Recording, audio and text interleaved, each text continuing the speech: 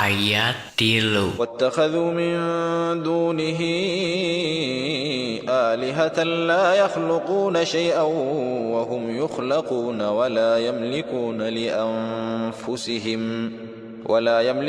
لأنفسهم ضرا ولا نفعا ولا يملكون موتا ولا حياة ولا نشورا. Tapi maranehna nganggap salian ti anjeunna aya deui pangeran anu henteu bisa ngayugakeun naon-naon bari jeung maranehna teh diyugakeun jeung maranehna henteu miboga kakawasaan pikeun ngadatangkeun kamadorotan boh kamangpaatan pikeun dirina jeung maranehna henteu miboga papasten pati jeung hurip pon kitu deui henteu bisa ngahudangkeun.